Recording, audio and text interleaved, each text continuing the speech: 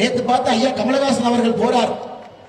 யாருங்க? தமிழ்நாட்டினுடைய இந்து அறநிலைத்துறை அமைச்சர் சேகர் பாபு போய் பிரச்சாரம் பண்றார். என்ன பேசுறாரு தெரியுங்களா?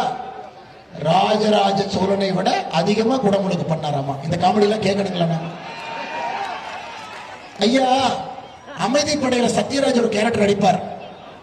அவர் எம்எல்ஏ ஆகிறதுக்கு ஒரு பேர் அவருக்கு வேணும். அப்ப நாகராஜ சோழன் எம்ஏ எம்எல்ஏன்னு வச்சுக்குவார். அப்ப சோழர பரம்பரையில் ஒரு எம்எல்ஏ அப்படின்னு அவரே பேரை வச்சுக்கிட்டு அமைதி படையில சத்யராஜ் வருவார்.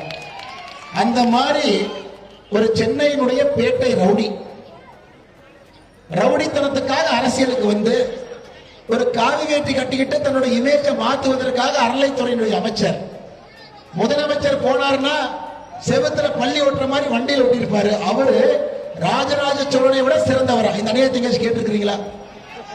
ஐயா கமலஹாசன் அவர்களே, வாங்கின காசுக்கு அளவா கூவுங்க.